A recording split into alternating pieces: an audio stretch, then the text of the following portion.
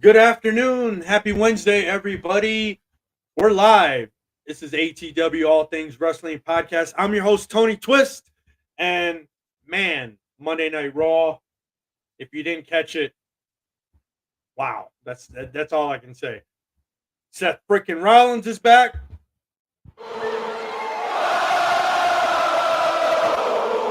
I mean, he kicked off the show.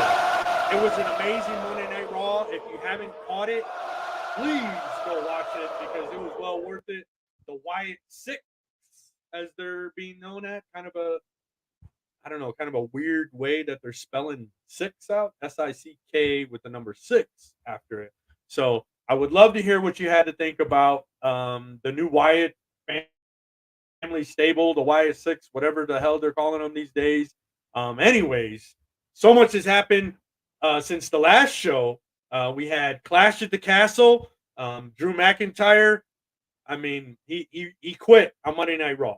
Whether it's a story or not, I think he just re-signed with the WWE. So I wouldn't think he's quitting just yet. CM Punk screwed him out of the world title on Saturday at Clash at the Castle. It was a solid PLE. I wouldn't say it was amazing, but it was solid. It was a decent show. The ending was definitely well worth it. You got to go back and watch it. But anyways, hey, thanks for joining us today. I got a great guest joining us today out of the Southwest, not my neck of the woods in Arizona, but out of New Mexico. We got pro wrestler Ocean Avery coming on, the Southwest Strangler. And if you're not familiar with his work, I'm going to show you a little bit just so you can see who he is. Let's see. We got right here.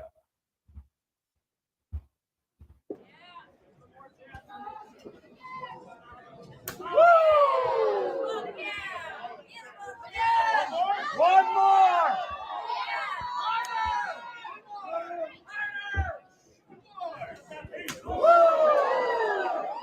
One more time! One more time! One more time! One more, come on!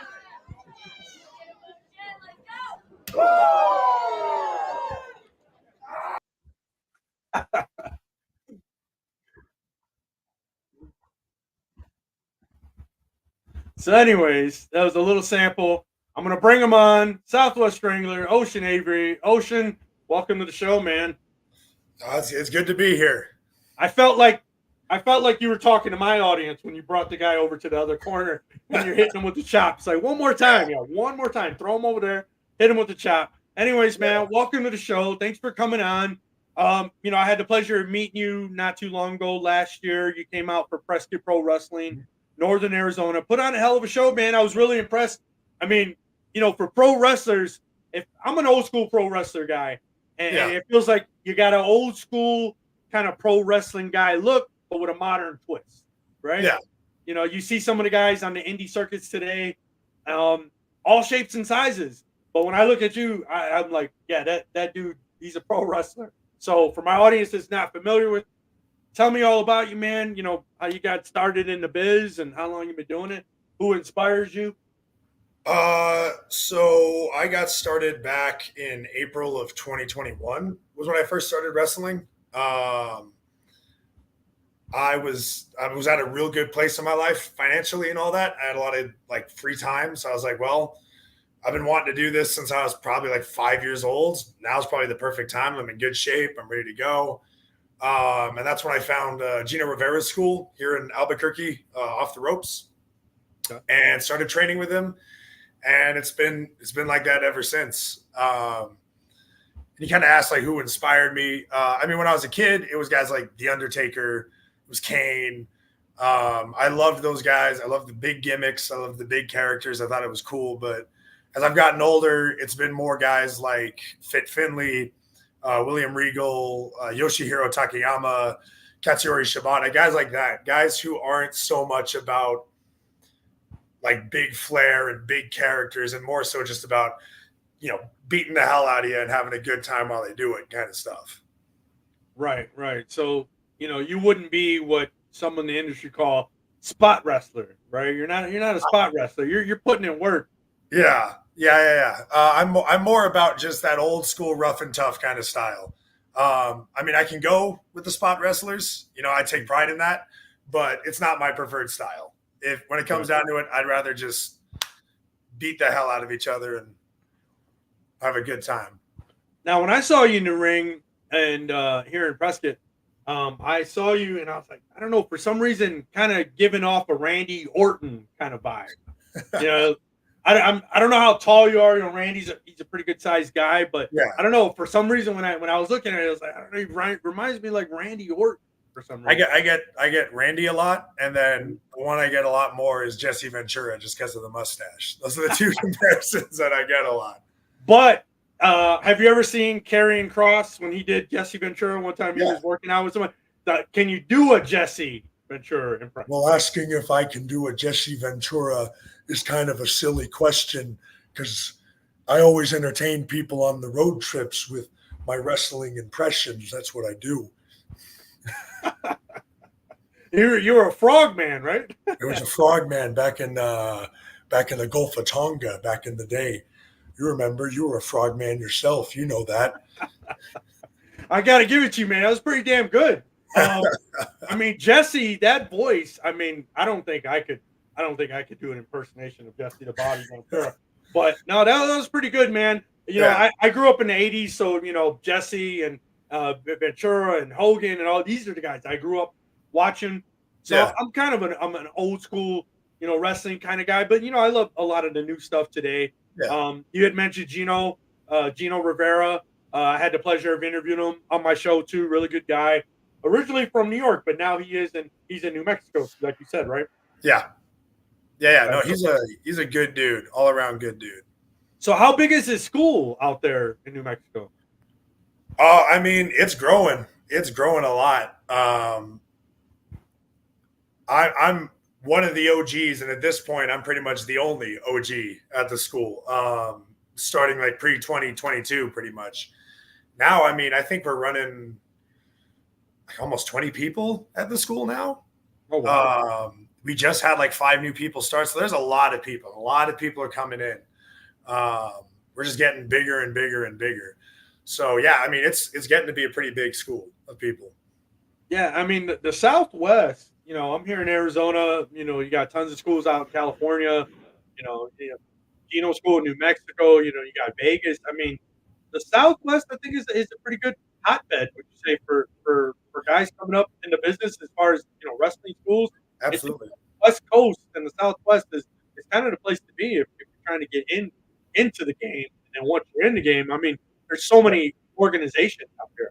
Yeah, absolutely. I mean, I think that the Southwest is still a small enough bed to where people can make bigger names versus like on the East Coast and stuff where there's so many schools and so many people that it feels like you're kind of just racing an unwinnable race.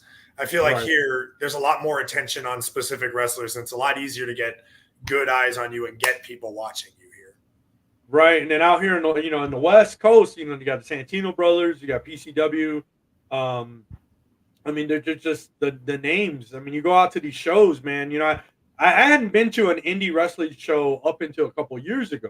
So you know, WWE events, WCW. Never been to an AEW event, ECW back in the 90s. Yeah. So it's like, you know, I'd never gone to an indie wrestling show until I had gone to a show up here in Northern Arizona. And, you know, at Prescott Pro Wrestling, you know, they've been putting on some great shows here in Northern Arizona too. And you're coming in for a show tomorrow. Is that right? I am. That's correct.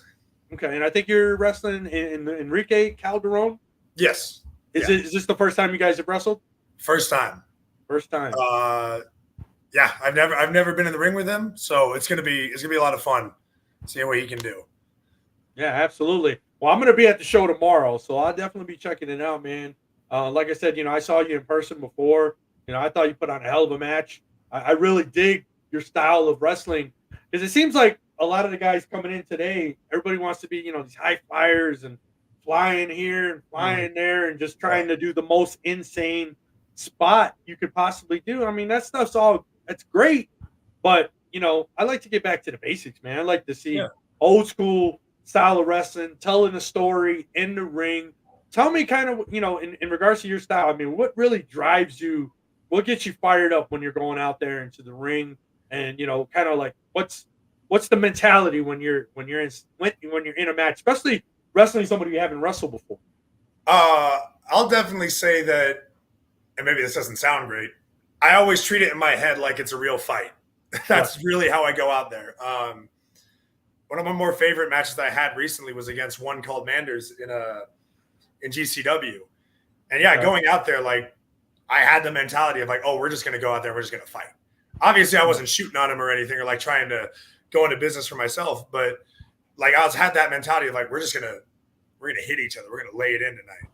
And I feel like that's been the better approach for me, just to go into matches, because it kind of keeps me kind of more like in character, I guess, kind of more with that mentality of how I wrestle, thinking of it more as a fight and less of like, I'm doing performance art, you know?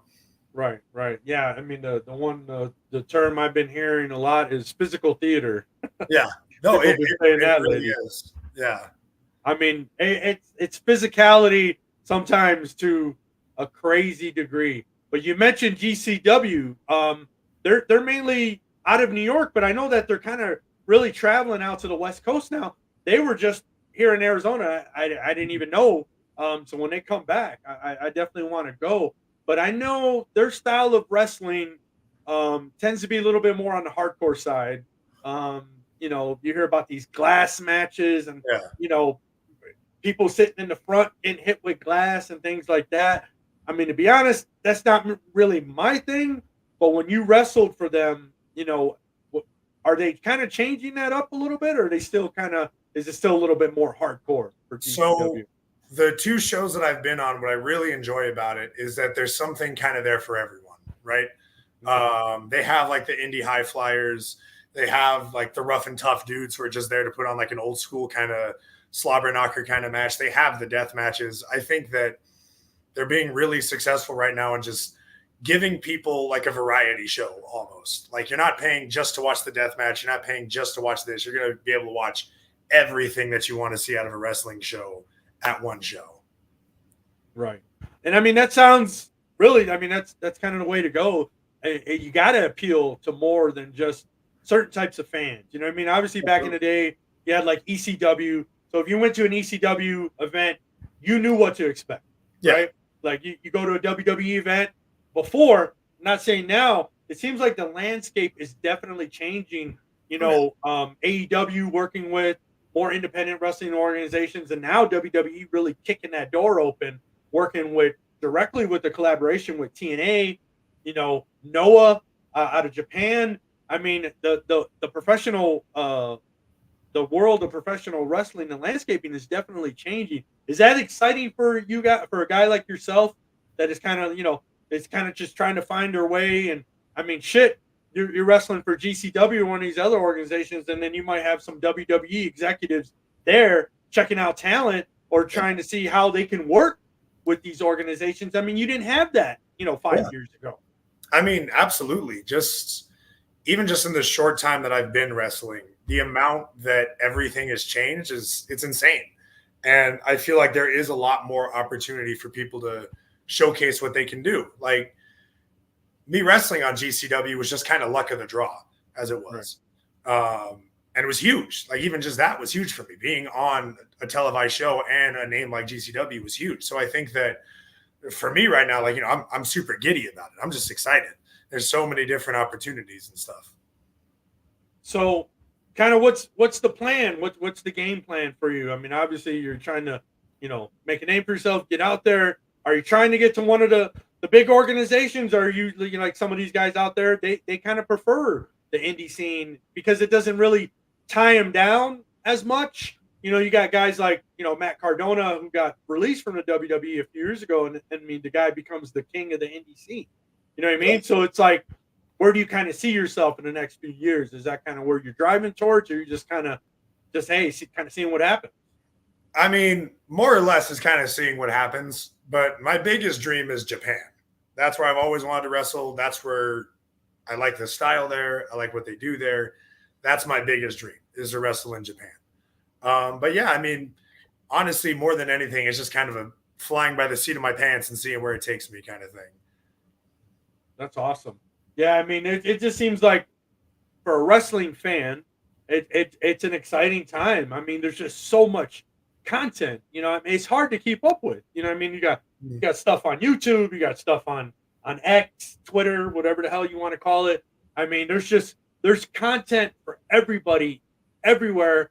It's hard not to get lost in the shuffle, right? You know, I put on a podcast, and you know, I have the brands and the stuff that I like, and you know, when I try to bring on, you know, people in the industry, you know, professional wrestlers, you know, announcers, you know, all different types of talent, and I love talking to all these different types of people because, you know, some people are, you know, pretty well traveled, have wrestled in Japan and all over the world, and they prefer that type of, you know, career for themselves, and they don't want to really lock themselves down into one of these big promotions. So, you know, I'm always kind of curious, you know, to see where people are headed, or where you're looking like, hey, I know this is where I want to go.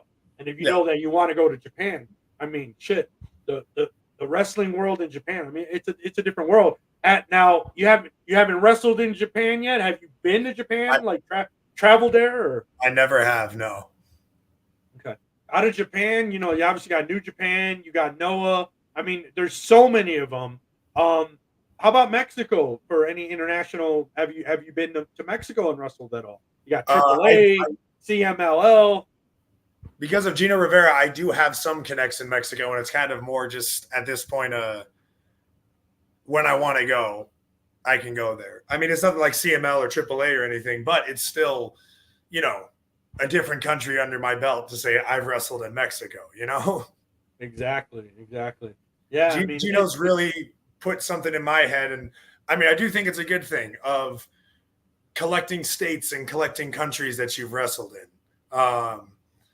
Because it shows a lot more of being like, I've wrestled in Mexico, I've wrestled luchadors there, I've wrestled in Canada or Japan or Germany or anything like that. Having all those different things shows better of your commitment to like this craft, more so than just being a single state kind of guy, you know? Right.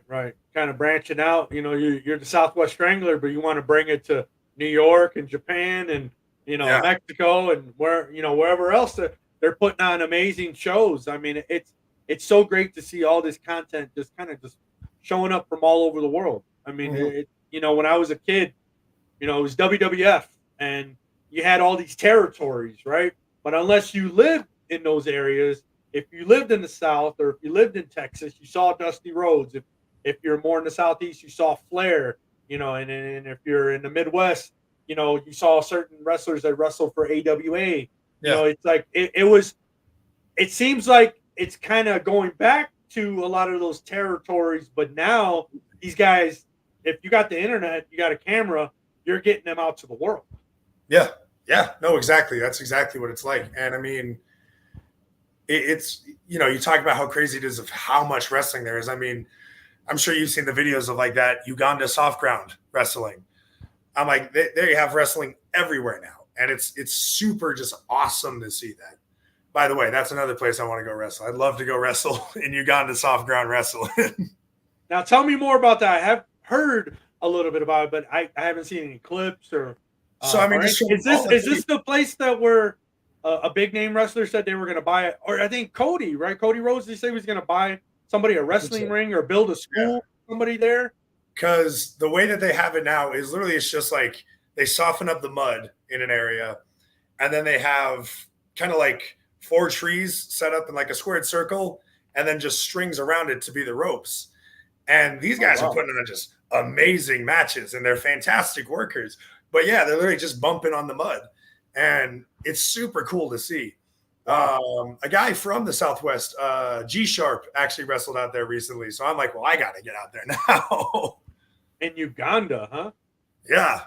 That's crazy. I mean, if that doesn't tell you how far reaching professional wrestling is, you know, from a worldwide standpoint, I mean, it's just crazy. And then, you know, with the WWE now solidifying their Netflix deal, Triple H did something at a press conference like it was a week ago. Then once they go, you know, live with Netflix in January, the WWE is going to reach 80% of the world. Yeah, I mean that's crazy. That's bonkers. Because, and there's a guest that I just recently had on said, well, you know about, you know, if certain areas they have TVs and this that. I said, you're forgetting one thing. 20 years ago, sure, but now everybody's got a smartphone. I don't care what country you live in. If you got a smartphone, you can access Netflix. Yeah. So, I mean, that's huge. I think once something like that happens, I mean, I think you're going to see wrestling explode even more from a worldwide standpoint. Uganda might not be the only country where they're setting up, rings like that. I mean, I got to definitely check that out because that just sounds crazy all on itself. Yeah, no, it's really like the best time for wrestling because I feel like it's starting to penetrate more of like the cultural zeitgeist and lose a lot of like what people kind of like had the negative implications with wrestling, like, oh, it's fake, oh, it's this, oh, it's that, it's the other. I think people are now starting to see like the art and like the beauty behind what we do, and I think that's super cool. Yeah, I mean, I've been a wrestling fan my whole life since I was 4 or 5 years old, and I've always appreciated the art form, the art of storytelling. There's just so much that can really go into wrestling that I think a lot of people don't necessarily realize. But you have nothing against them, like AEW. For me, it's not the style that I particularly like. There's some amazing talent there. They put on hell of a matches. I just had a guest on last week. I just think the storytelling's not there. You could put on a killer match and it could be amazing, but if it's not telling a story, or if there's not some kind of storyline that's built into it, I think that's a big part of it for me as a fan. But that's for me. Other fans might not necessarily see it that way. I mean, people do love that type of product, but I guess it just kind of goes back to me being like an old school type of wrestling fan. You know what I mean? Yeah, absolutely. So you got Prescott Pro Wrestling coming up this tomorrow night, actually. It's going to be at the Warehouse Event Center in Prescott Valley. Show starts at 7 p.m. You could go online. You could buy tickets at the door. It's a great organization. It's a nice, intimate setting. I'm excited for the show. What else do you got coming up? What's your schedule looking like? Where are you traveling over the next couple weeks or month? Let's see. I've got Wrestle Drag on Sunday in Denver, Colorado. I'm wrestling in Georgia on the 13th. No. Yeah, the 13th of July. Okay. And then I am, where else am I working? Georgia, wrestling in Texas on July 20th. Nice. Okay. So definitely got a handful of shows over the next month. Like, here's something that I've always kind of want to ask. Obviously, when you're coming up, you're making your own schedule. How do you keep track of everything? And do you have like a special calendar?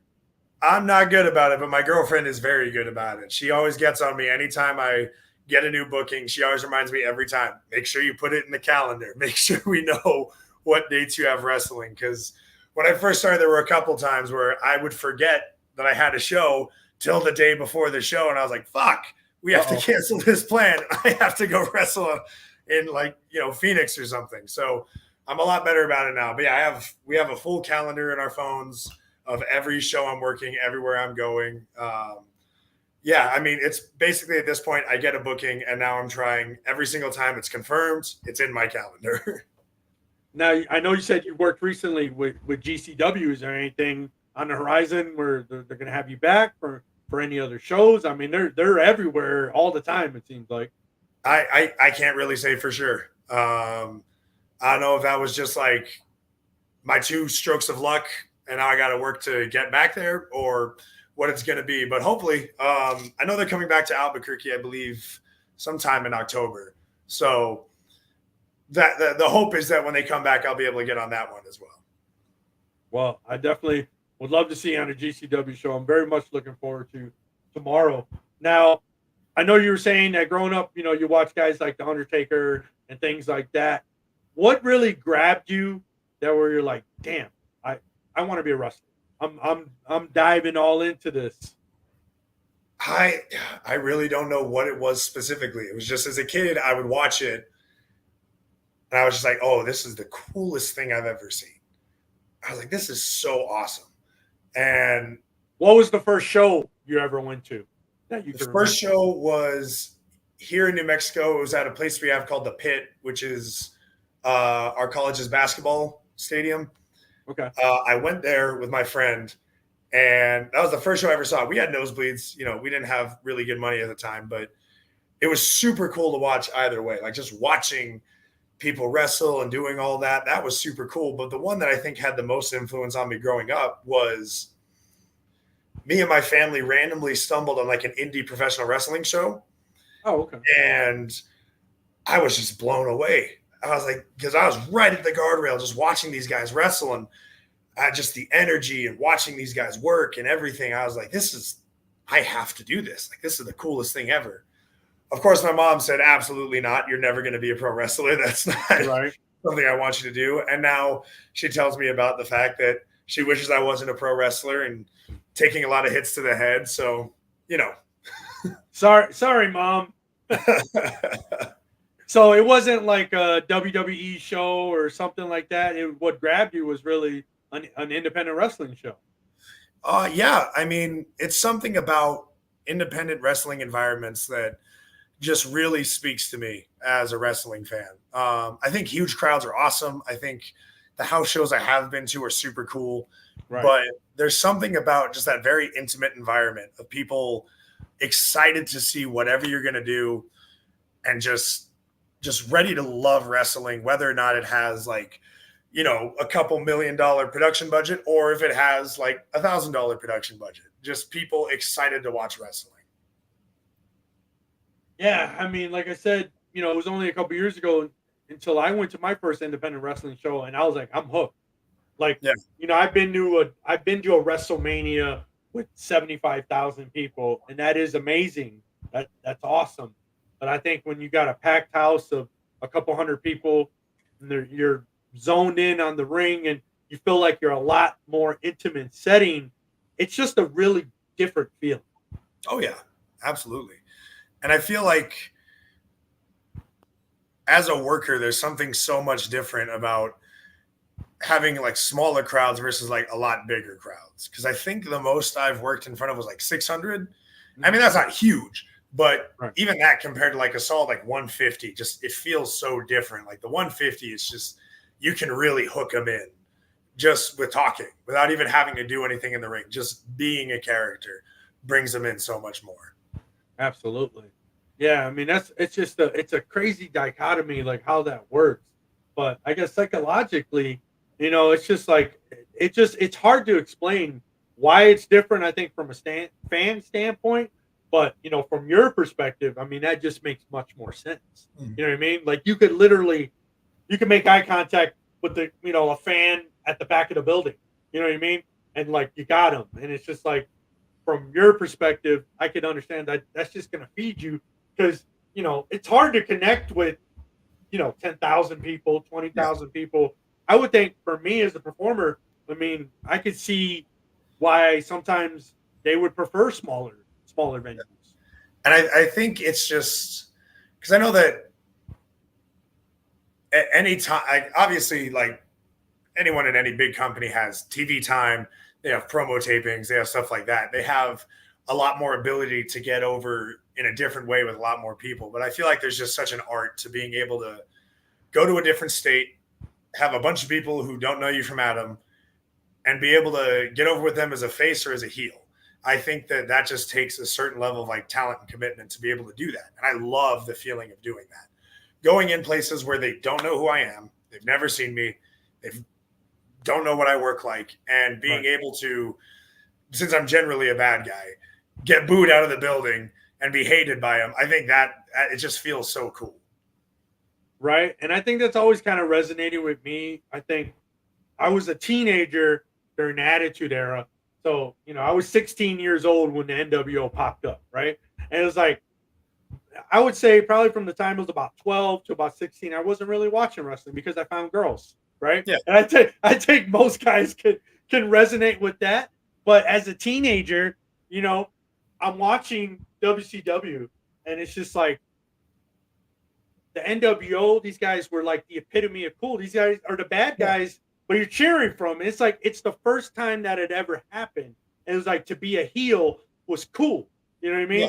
because in the 70s and 80s, I mean, these guys were literally getting into fistfights with fans in the parking lot because fans hated them because they were a bad guy. You know, they were a heel, but you know, the world has changed. It's not like that now. So I guess that was going to be my next question. You kind of prefer to be a heel or a face? So it sounds like heel's where it's at. I love being a heel. It means I lose a lot, but right. I love it. I just love everything about it. And most promoters I've worked with, they take one look at me and like, yeah, you're the bad guy in this situation, obviously. But yeah, it's a lot of fun being a heel. And I always try to go for the old school mentality of not trying to be the cool, you know, NWO DX kind of heel. I always try to be the people want to fight me kind of heel. But people are so smart to the business anymore that they play along while we're doing the show and while I'm actively in the ring. But the minute the match is over and I'm trying to sell merch and I'm trying to get money to go home with, right, you know, people are super excited and like, oh man, like that was awesome. And like, you're a good heel and stuff like that. So it's a really interesting thing to be able to have someone like want to square up with you for 1 second. And then, you know, 20 minutes later be like, oh man, can I buy one of your t-shirts? Yeah, I mean, that's got to be a weird thing. I mean, so think about it. Like if you were a wrestler back in the 80s, how do you think you would have handled the fan interactions back then? Because they were not the same. I mean, there's a part of me that says, man, I would have loved every minute of that. Just having security walk me out to my car, being a bad guy 24/7. But no, I feel like, you know, those guys were on a different level of consummate professionalism of, oh, I'm going to the grocery store today. Well, I can't help an old lady grab her fruits off the top shelf. I have to be an asshole because everyone knows that I'm the asshole. It looks like we got a question for you, man, out of the YouTube audience here from Matthew Rodriguez. How did GCW treated you, and did Manders give any advice to you? GCW was great. Everyone there they were super nice, super friendly. Yeah, everyone it was a super cool environment. Manders, he's a great dude. When I was initially getting ready for that show, I had a match in Utah the day before, and I was flying in that morning. And from the minute I got off the plane, I was freaking out. Like my heart was pounding out of my chest. I was like dissociating. When we got to the venue, I found a stool, sat in the corner, and just like didn't move. And I was just like, oh my God, what have I gotten myself into? Like, this is really happening. Holy shit. And Manders comes up, and like from the minute we shake hands, calms me down, keeps me cool.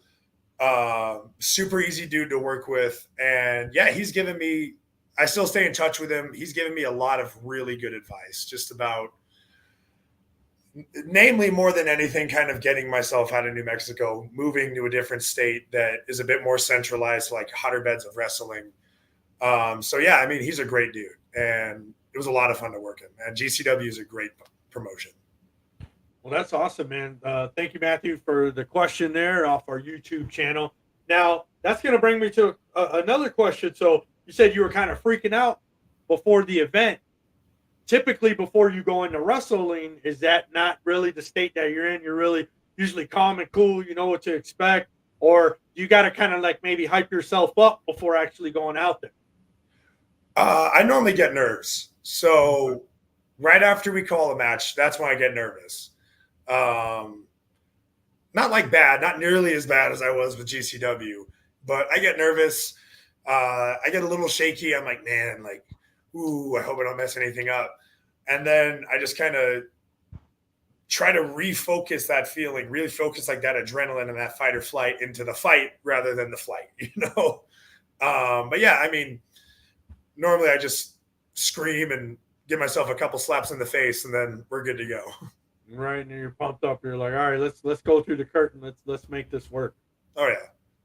Yeah, that's awesome, man. Well, I really appreciate you joining me today, man. I know you're going to be traveling, coming to Arizona. I can't wait to check you out tomorrow. Prescott Pro Wrestling Warehouse Event Center out in Prescott Valley. Show starts at 7 p.m. And you're wrestling Enrique Calderon tomorrow. So I'm definitely looking forward to that, man. And I'd love to have you on again. Try to grab you, before you hit the big time. Come back on the show before you're doing Jesse the Body Ventura impressions on some big podcast somewhere. I can say, hey, you did it here first, man. You did it. Yeah. So when you travel, I know you're coming into Arizona tomorrow, and when you're in the Southwest, do you typically drive or do you fly? Yeah, I drive. I'm a big turn and burn kind of guy. It's what Gino taught me to do. You drive up to the show, wrestle, and then you come back that same night. It's a pain in the ass, but it's a lot cheaper than buying hotels and stuff like that, and getting all that kind of stuff done. Are you a guy that doesn't like to sleep in a hotel? Me personally, I hate sleeping in a hotel. I can never sleep. I'll be honest with you. I can sleep anywhere. I'm fine with it. It's more so just Gino's big on the save as much money as you can while you're traveling, so you actually make money on this with the level you're at. So for me, it's like, cool, pack a lunch, pack some snacks, travel up, keep things light, and have a carload full of either new students or other people going up to the show. So that way gas prices are super cheap and you're not spending a lot of money. So that's my main purpose for driving back the same night. Right. And obviously, how often do you fly out to the east? Or go out to the east, or you mainly kind of stay in the? I've only been out to the East Coast once. That was for what was it? It was a promotion in Wisconsin. They flew me and Gino out for that one. Okay. I mean, don't get me wrong. Anything over 12 hours, I'm not going to drive because I can't take multiple days to do that. But yeah, I mean, that was the first time I gotten flown out. I got to wrestle Ken Anderson. And yeah, I mean, it was super cool. That was about the only time I've been out east though. Trying to get back out there. Right. So Matthew Rodriguez has another question for you, man, but it's a fantasy question. So I don't know how you're going to handle this one. So if a forbidden door was opened up in GCW, either guys from WWE, I don't know if you think Uncle Howdy could have a death match, or maybe Chad Gable, Bloodsport. I'm not sure exactly what that is. What WWE superstar would you want to face? I guess we could just say, if you could face anybody, any big superstar, who would you want to face? Who would be your number one guy? Oh man.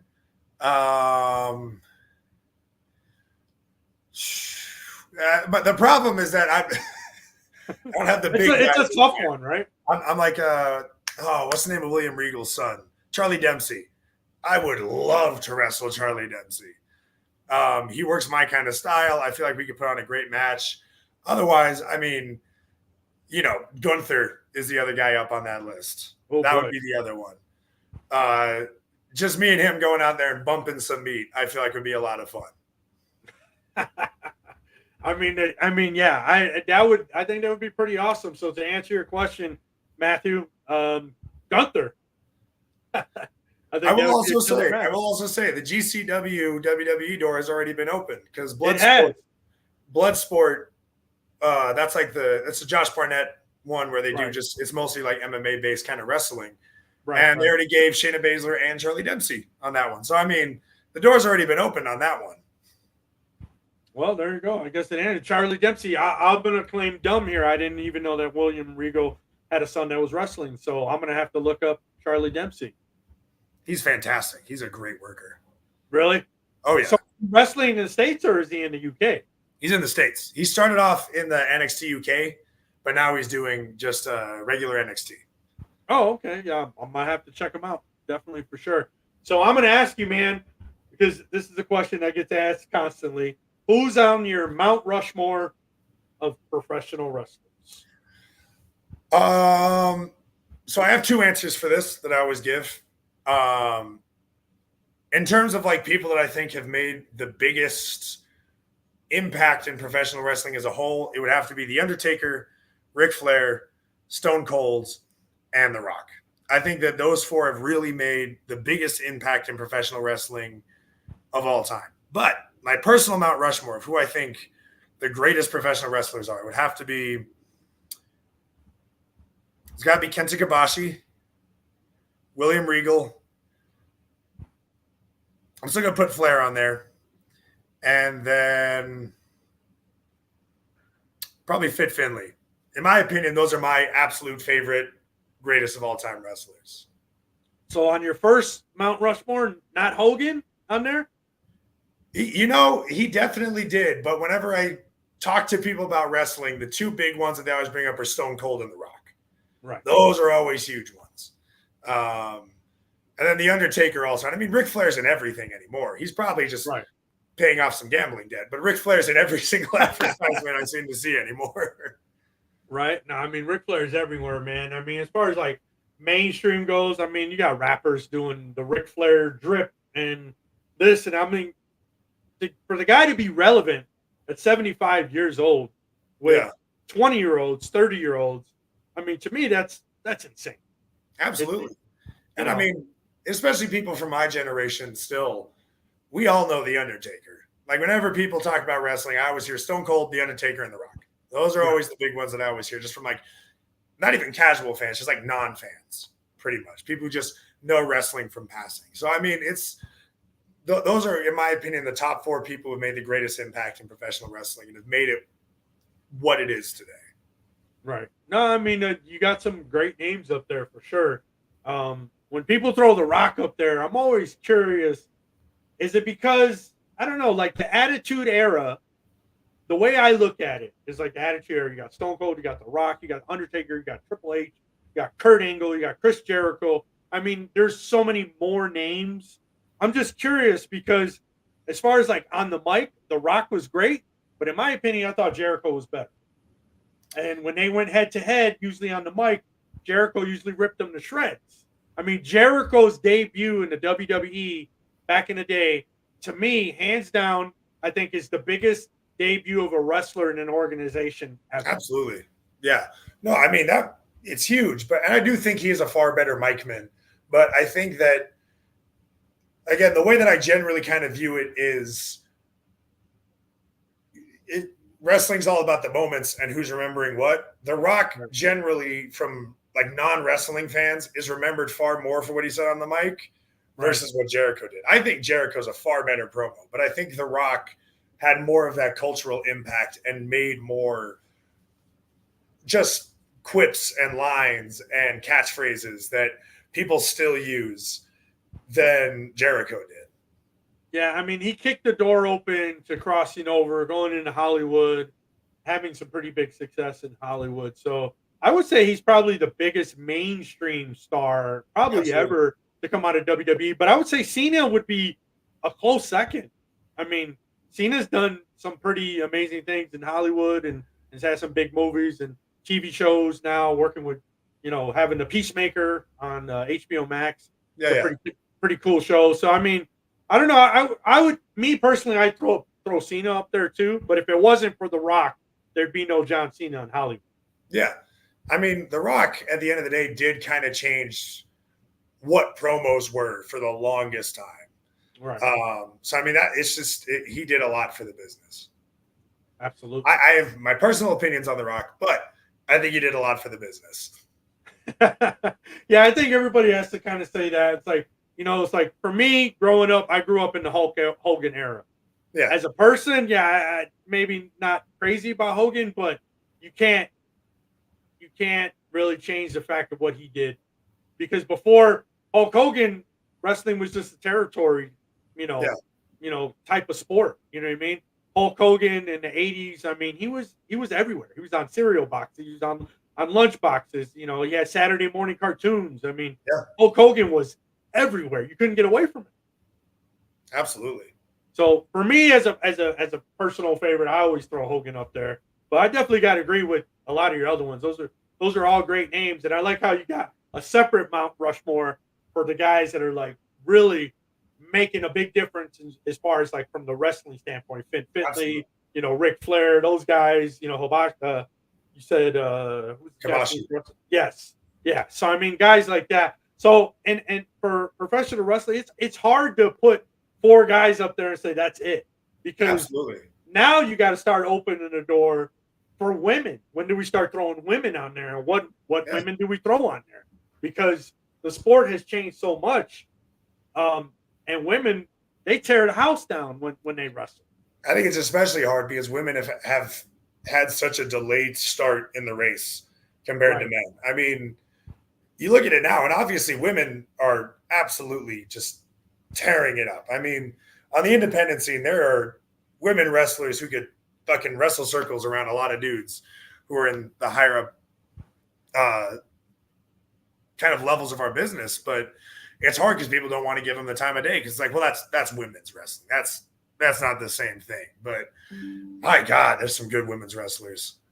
Absolutely, man. Absolutely. Well, Ocean, thank you for being on the show today, man. For my audience, tell them where to find you on social media, Instagram, YouTube. We're on all the social media platforms. Where can my audience find you? I don't know if anyone uses Threads anymore, but on Threads and Instagram, I am the Ocean Avery with, instead of spaces, you use the little can't remember what they're called, just the little dashes. TikTok, same thing, the Ocean Avery. Wait a minute. Hold on, man. TikTok, are we doing dances on TikTok or? God, no, I can't dance. That is no one wants to see that. No, that's just it's the same stuff you see on my Instagram. It's just on TikTok too. Yeah, to me, man, my daughter's on TikTok.